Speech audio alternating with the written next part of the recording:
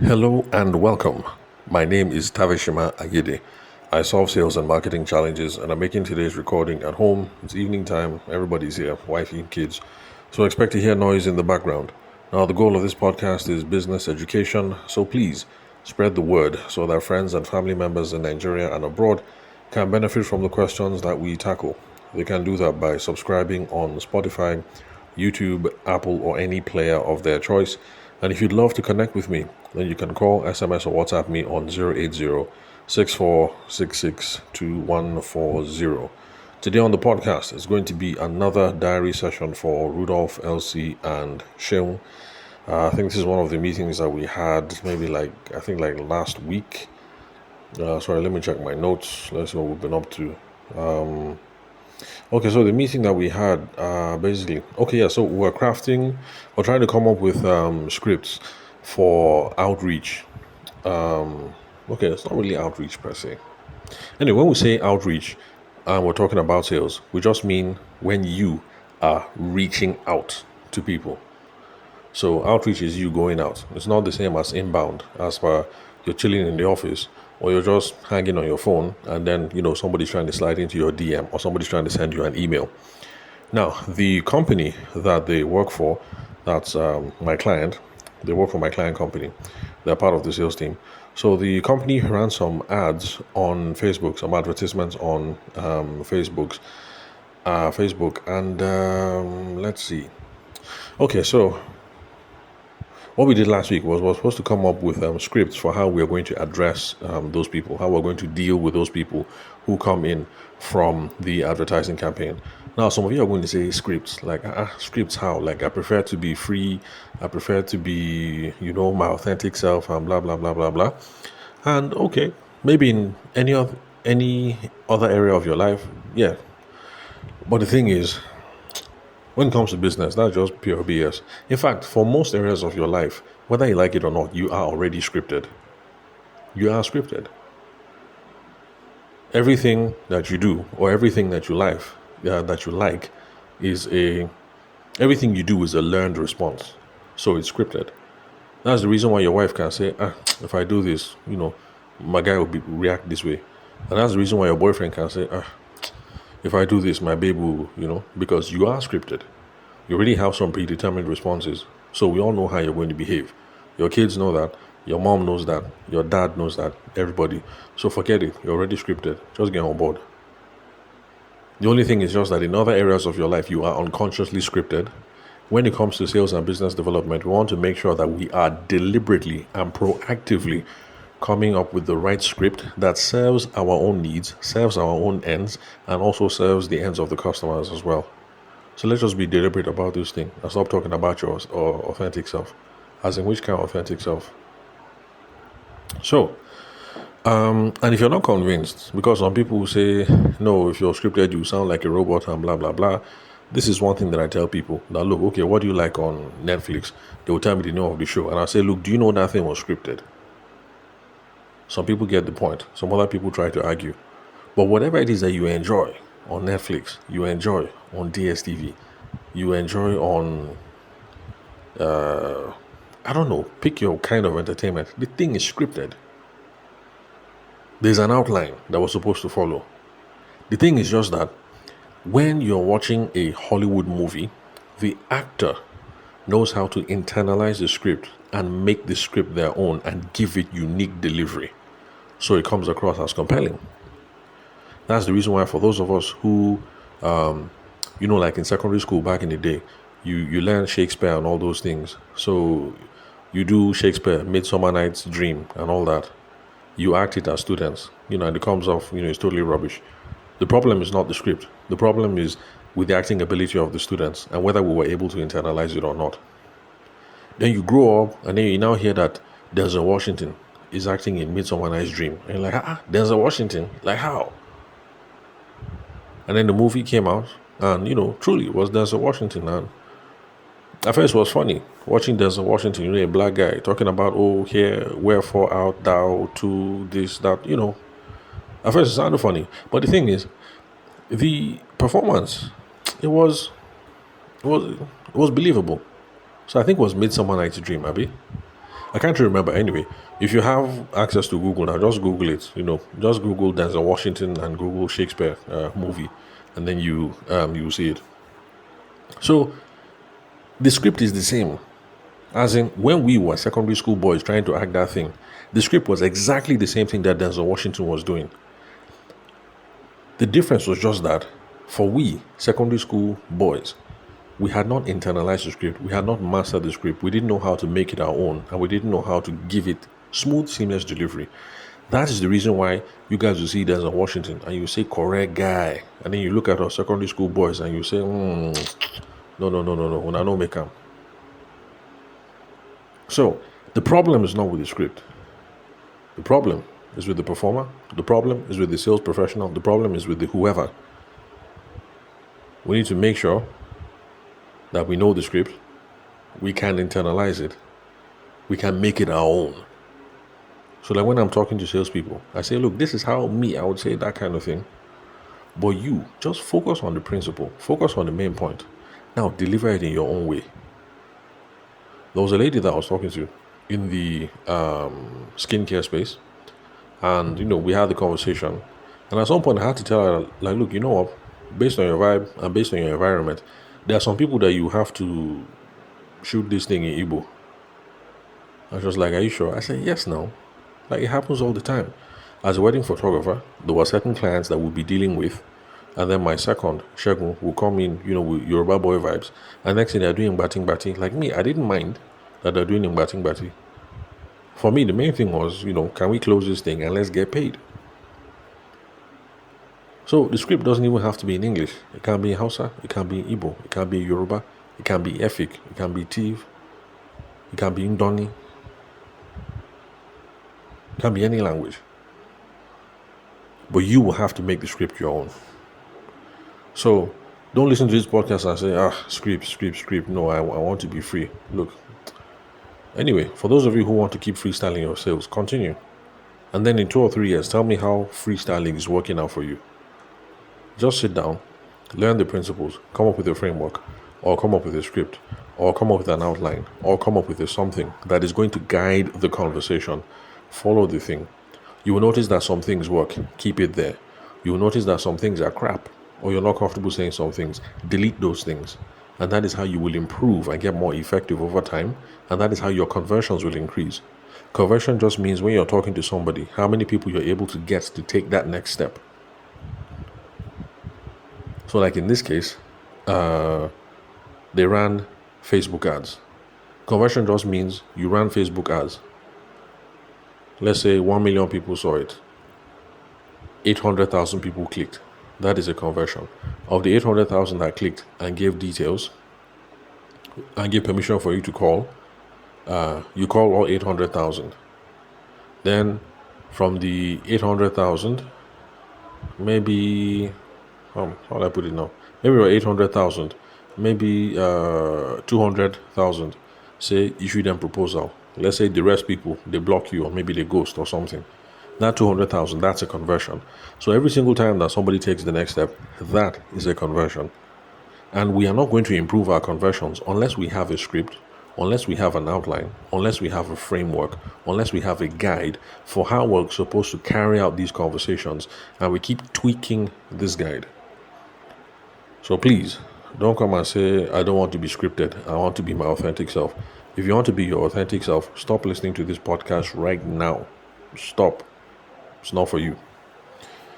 Now, for the rest of you who are okay with a script, with an outline, with a guide, with a framework, with a compass, with a prompt, with a whatever it is you want to call it, just call the name that makes it easier for you. You have to come up with a script.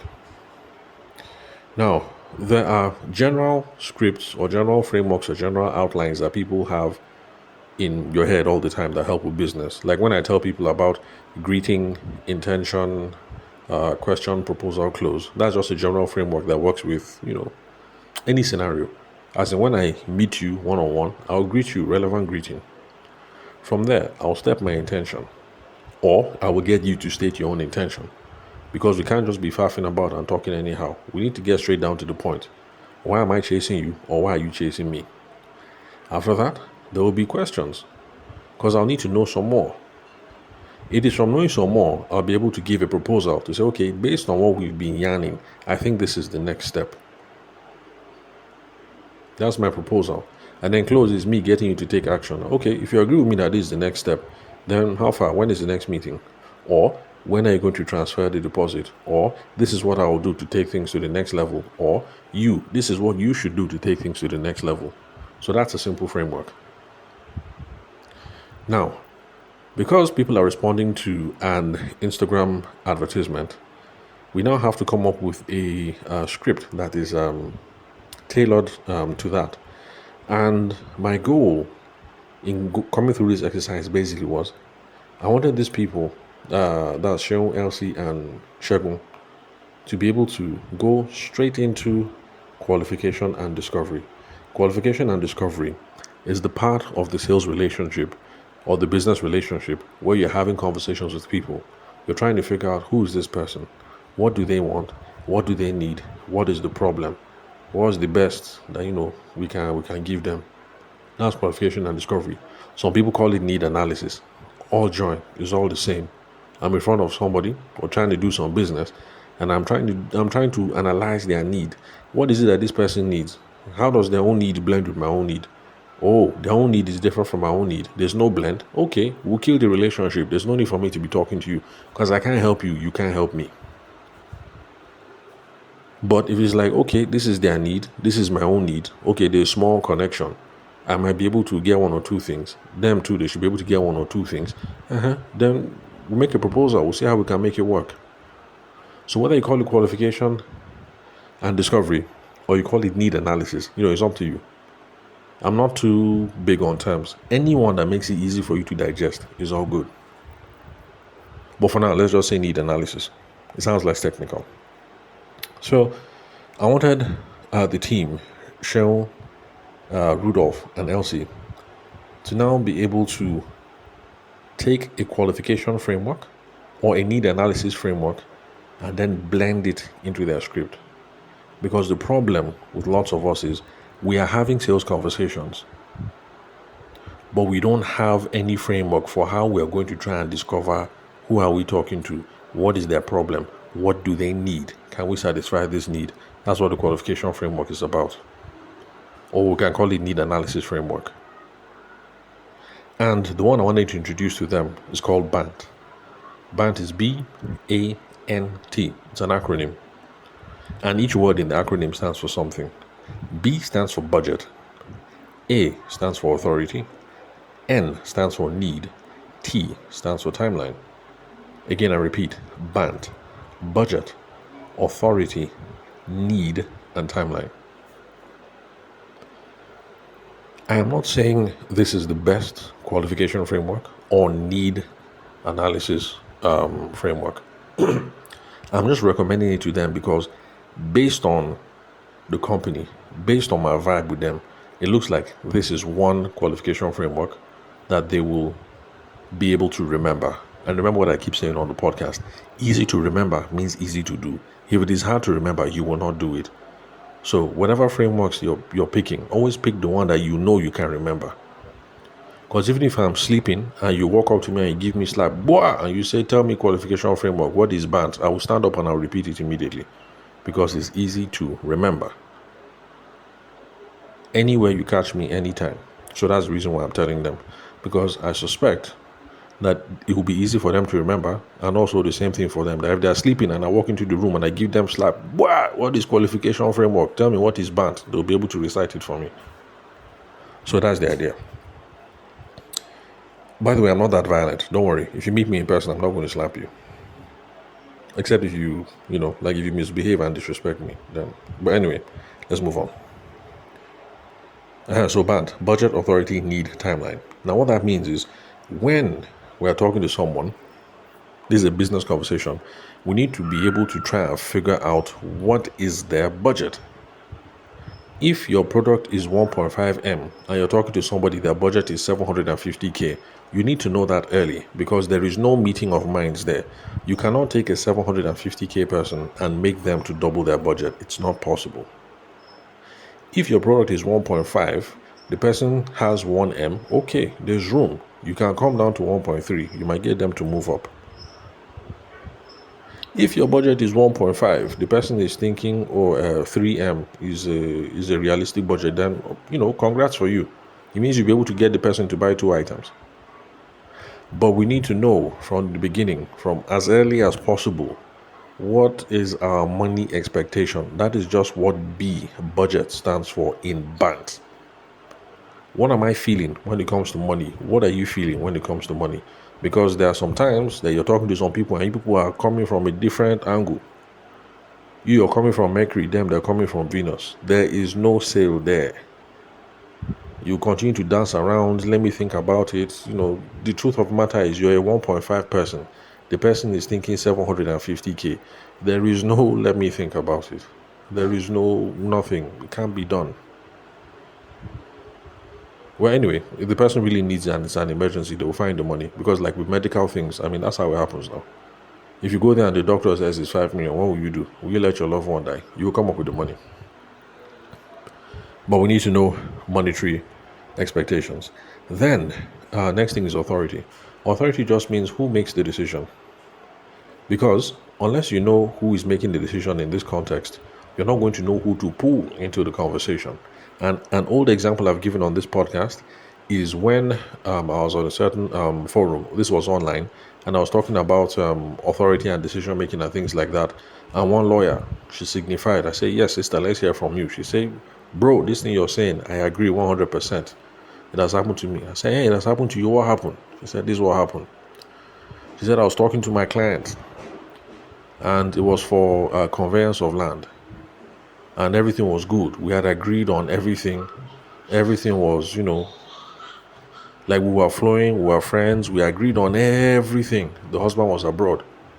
It was our own land. So we went ahead. Before the woman transferred the money, I even started doing work on my own end because I was sure that this was a done deal. But then the woman's husband came back from abroad. And then they talk, and then that's how everything scattered. She said she was not doing it again. And the lawyer was confused. It's like, sister, is it not your own land? He said, yes, it's my land. But my husband said, blah, blah. And that's how the whole thing scattered. And at first, the lawyer was feeling very angry. Like most people would. Even thinking that, can't you be a serious woman? Is it not your own land? You can't put your foot down. But the lawyer, she now said that from what she heard me say, she now understood that, we as the business owner, we as the professional, we as the salesperson, we are the ones that need to take the initiative to make sure we tidy up all loose ends. That if something falls through the crack, it's not the customer that F up, it is we that F up. We didn't do a good job. She didn't bother to ask any questions. Like, okay, this land is yours. Is this the sort of thing you'd feel comfortable discussing with your husband before we proceed? It costs you nothing to ask. If the woman tells you, no, it's my own piece of land, why do I need my husband's opinion? No problem. You will continue. In fact, when she even starts sounding like this, like you now tell her, but madam, I asked you. You said, it is my piece of land. Why do I need my husband's opinion? If it's the kind of situation or the kind of cultural context, because, cultures are different. And she says, oh, thank you for reminding me. Actually, it is true. Let me buzz my husband. And then he says, oh, I spoke to my husband. My husband is saying. You say, oh, you know what? Let me have your husband's phone number. Let me talk about him and talk to him about it. I might be able to put his mind at ease. That's how you now rescue the sale. But you need to know what's up. How do people make decisions about these sorts of things? Who do I need to be roping into the conversation? And believe me, it happens to everybody. That's happened to me. The way that it happened to me was this. I started off my wedding photography. In fact, that's happened lots of times, but let me just stick to wedding photos now. I started off my wedding photography in Lagos. Now, in Lagos now, everybody knows that when it's wedding, it's the girl's family, full stop. Anything wedding is the girl's family. That's where we wedding vendors will collect our money. You're the caterer, you will collect money from the girl's family. You're a photographer, the girl's family will pay. Video, the girl's family will pay. Wedding hall, the girl's family will pay. Wedding, it belongs to the girl. That's how it happens in that whole Lagos side. I now came to Abuja with that same mindset that if it is wedding, the girl's family will pay. And that's how I used to follow everybody and talk as if it's the girl's family who pay. That I'll collect money from the girl, or from the girl's father, or from the girl's mother. And then there was this couple. The boy didn't seem involved in the process. No problem. I was talking to the bride, so I continued talking with her. But a northern tribe, I won't say the state. So when it now came that we decided everything, and it was now time for money, the girl said, "Oh, okay, you actually have to talk to." She now called her husband's name. I said, "What?" She said, "Yes." And so I clarified that, "Oh, no, isn't it the bride's family that takes care of photography and video?" She said, no. In our own culture, it is the groom's family. In my mind, I now thought, hi, man, I have F up on a major scale. Because in the beginning, when the guy didn't seem too involved, me too, I just fashied him like, okay, I'm talking to the bride now. I'm talking to the person who will pay my bread and butter, so let me continue with her. It's then I realized that, I have messed up on a major. And of course, guess what? By the time I called him trying to reestablish relationship, he was already talking with somebody and they had gone far, and that's how I missed it. So these things happen to anybody. But we need to figure out authority. How do people make decisions around these sorts of things? Who are the people I need to be talking to? Who do I need to pull in? Sometimes that's how we lose money. Don't end up being like that lawyer and you start the work. The husband will now come and scatter everything. Or don't be like me. You're talking to the bride and you assume it is a done deal. And that's why my mom said I should stop counting money in my head. In my head, I was already counting how I was going to spend, this money will go for this money will go for that. Only for her to say, oh yeah, you have to talk to my husband for that. And in my mind, I was thinking, what the F? Because myself, I know that truly I fashion the guy.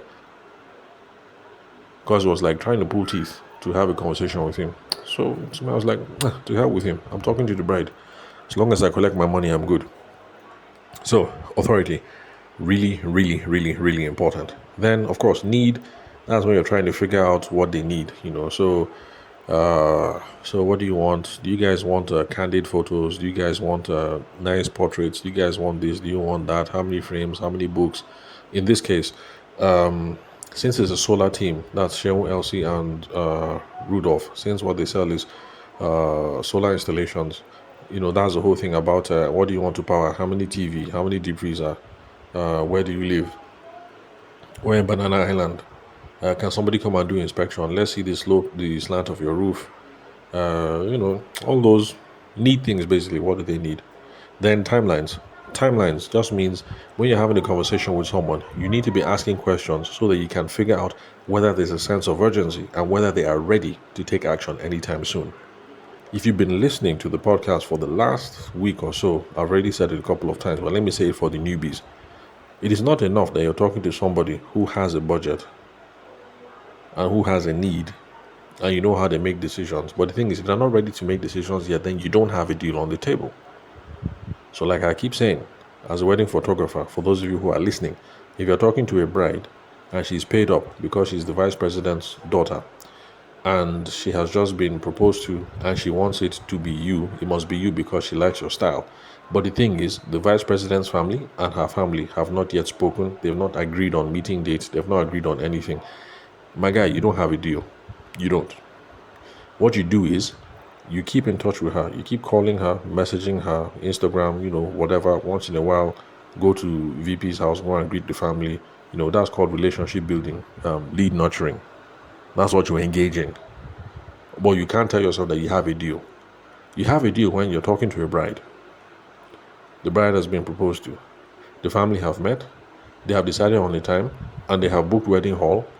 And the wedding is 4 months away. There's a sense of urgency now. It is clear that everybody is moving towards something. So like back in the solar space, the example that I gave them was the first time that I trained them, because this is my second engagement with them. I reminded them of a client who was abroad. Sorry, the family was abroad. The guy is here. He went to go and visit them. And the reason why he was talking was because he wanted everything to be set before the family comes in. And the salesperson in charge, I asked her, okay, when is the family coming back? She said, I don't know. And look, that's not acceptable. Timelines is important. If somebody drops a hint like that, the reason why I want to do these things is because my family is coming back and I want everything to be set. The next question is, oh, congratulations. That's quite a that's quite a big decision. His family coming back for good. Yes. Oh, how will they cope with Nigerian schools? Oh, blah blah blah. You laugh. Oh, by the way, sir, when is Madam coming into town? And then you listen. If he says, okay, Madam and the kids, they're coming in October, you now have a timeline at the back of your head. You now know how to be following up on them. You now know how to chase this matter. So if Madam is coming October 1st, installation takes 2 weeks, payment takes 1 week to process, and then sourcing materials takes another week. So in other words, if Madam is coming in October 1st, it means that what comes before October? January, February, March, April, May, June, July, August, September, October. September. August, September. So if Madam is coming October 1st, it means that by August 20 something, you should be closing the deal. If this deal is going to move forward, realistically speaking. That's just an example, by the way. I don't know how long installation takes and payment processing and things like that. So this is just me freestyling. So get a timeline, start working backwards. You now know how you start following up on people. So for the wedding photographer that the family has not yet met, they're going to meet next year. The wedding might be in 2 years. You just work backwards. Okay, this is how I'll be following this person. If the wedding is next week, timeline, this is how I'll be following this person. So whatever the timelines are, this is how you know how you're going to be following the person. But anyway, bottom line is, if this is your first time you've been hearing about qualification frameworks or need analysis frameworks, you can see why this thing is important. And you can see why lots of business deals fail. It's because a lot of you are just having conversation, being your authentic self. And this is why I say authentic self is rubbish when it comes to business. What is your authentic self? Your authentic self will just continue with the conversation and you will get lost and you will miss the key points that you're supposed to be striking on. So when it comes to sales, I beg, your authentic self, throw it in the gutter. Authentic self does not matter here. Budget, monetary expectations, engage in that conversation. Authority, who is deciding on what? How are decisions going to get made? Engage, ask questions on that. Need, what do these people really, really need? Do I have the skills or do I have the equipment? Do I have the team that can fulfill that? Engage in that qualification. Timeline, are these people ready to take action? These are just some curious people or they're time wasters. Engage in the conversation and forget your authentic self. Authentic self has nothing to do in business. I already have my own problems. If I'm engaging with you, you're trying to sell me something, you're being your authentic self. Like, you think I care about your authentic self? I have a problem I'm trying to solve here. I'll throw your authentic self in the gutter. Anyway, sorry, don't mind me. Too many people just talk authenticity. People will just be giving you cheap lumber and you will be lapping it up. And then after 3 or 4 months, you now start feeling somehow that I've been my authentic self, but the money is not coming in.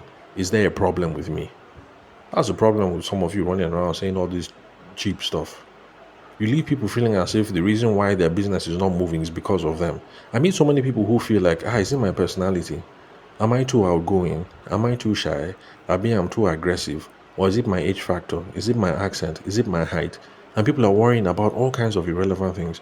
The problem is you've been having unstructured conversations. You don't have any kind of qualification framework or need analysis framework.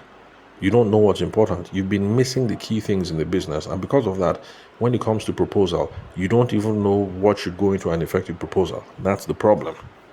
The problem is not your personality. The problem is not your complexion. In fact, those people who worry about all this stuff, I feel sorry for them. Like, I met somebody who said, it's easy for you because you're tall.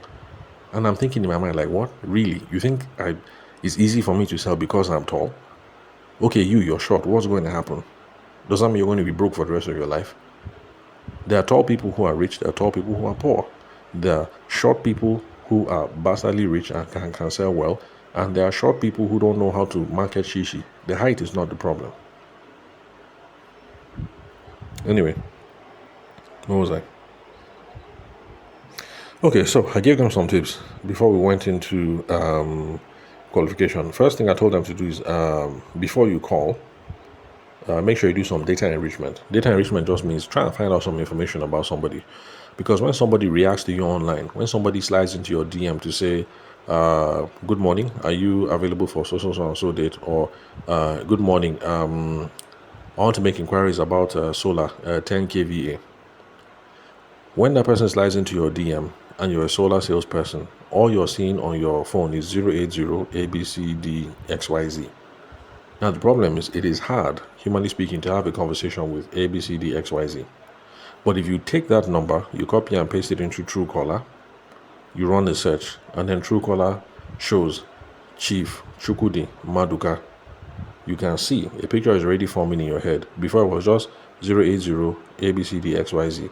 Now you know you're talking to Chief Chukudi Maduka. You now copy that name, you paste it in Google. A LinkedIn handle will come up, an Instagram handle will come up. You will now see the guy's face. Like this picture forming in your head small, it makes it easy to carry the conversation. You now know how you'll be following the guy to talk. Whether you're saying good morning, sir, good morning, chief, good morning, bros, Oga, I hail you, or So, data enrichment. Do some small research, get some extra information about this person. And like I told my sales team, Sheon, Elsie, Rudolph, it doesn't have to be fancy. At this level, do 1 minute. If you're doing more than 1 minute, you're just wasting your time. 1 minute, Truecaller, Google, Instagram, LinkedIn, that's all. You don't even have to click or scroll. Just copy, paste, look. The one that is on the screen, look. That's enough you need for now. So that's data enrichment before you call. Then the first part of the script, because remember, all these big story we're talking about essentially is on how to put together a script. We need an introduction for the script. And the team, what they agreed on was their script will be, good morning, my name is blah, blah, blah from XYZ company.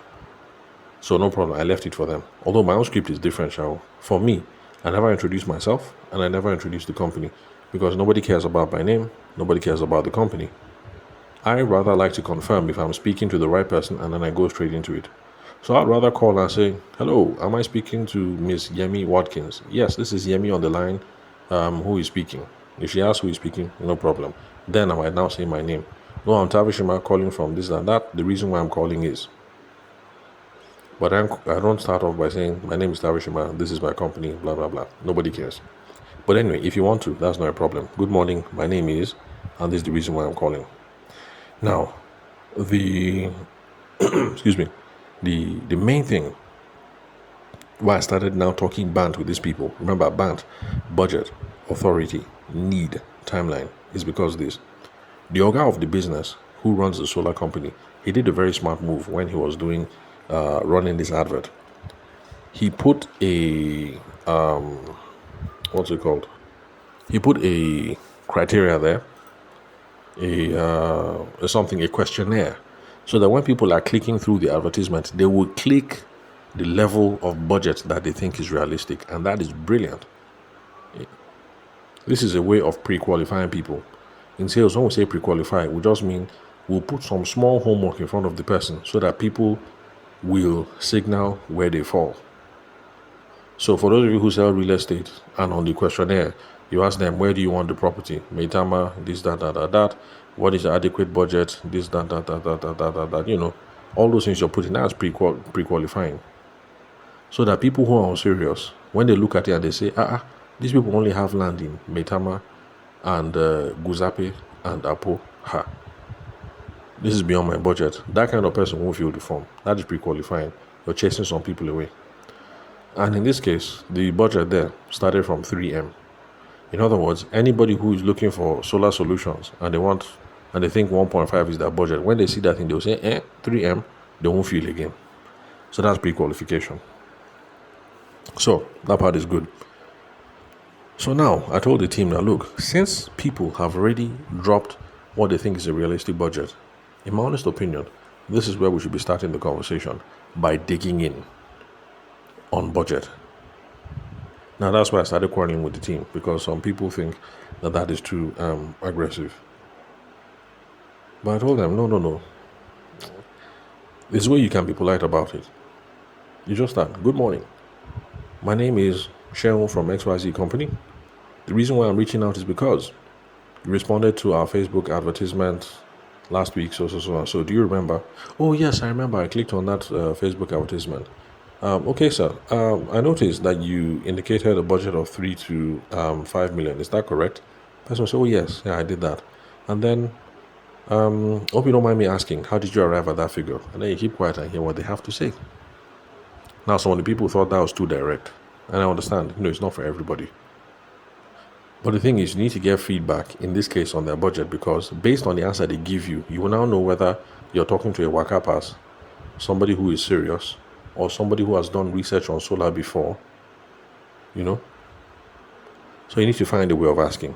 So in that meeting, we've had 3 meetings since then. So basically, the 3 meetings have been me talking to Sheon, Elsie, and Rudolph to get them comfortable with this idea and to come up with their own style about how to engage people on this budget, on this money thing. Because if you do not see, solar is not cheap. For those of you who are selling things that are not cheap, you need to be able to engage very well and very early on the money thing. Or else you will spend 4 weeks talking to somebody that was a waka pass from day one. It is not the person's fault. It is your own fault. You should have done the homework to be able to separate the people who is serious, who is a waka pass, who is curious, who is a time waster, who is ready to go. It is you who is supposed to do the work. So engage early on this budget thing, especially for those of you selling expensive things. Engage on budget early. So, because I've been wrestling with the sales team now for 2-3 days, I won't go into the whole drama of how we've been coming up with individual scripts, but I hope you appreciate what it is that I'm saying. Each of them has to come up with an individual script, an individual prompt, an individual outline, an individual approach, an individual philosophy that they feel comfortable with, and then we write it down in bullet point format to guide us, so that every single time we're having a conversation with the customer, the thing will just be flowing. That is how you achieve that Denzel Washington status. Denzel Washington was beautiful in Midsummer Night's Dream because he internalized the script and he said, yes, Shakespeare said it like this, but because, I'm an African American, I will say it like this, I'll say it like this. He internalized it. And the reason why me and my classmates, we messed up in Midsummer Night's Dream is because we were just trying to cram Shakespeare and say wherefore out, just put everything like that. So, to be like Denzel Washington. Oh, sorry, some of you will not even know who Denzel Washington is. He was some people consider him a fine boy. Like my wife thinks he's a fine boy, but he's a much older actor, American actor, African American. Anyway, just Google him. You will see him. I'm sure you know some of his films. So that's how you achieve that status. You take the script, you internalize it, you make it your own, you practice on it. So that in the business context, somebody calls you, say, oh, hello, I want to make inquiries for 10 kVA. The thing will just continue automatic like that. So me, if I'm sleeping and my children just go, so dad, your phone is ringing, and I take and I say hello, is a potential customer. The way the thing will just flow smooth, you won't know that I was snoring, is because the script is internalized. I'll just pick up and the conversation will just continue. Just like that. So that's what we're trying to get to.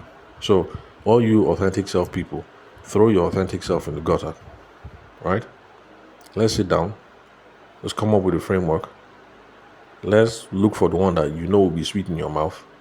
And let's keep practicing it.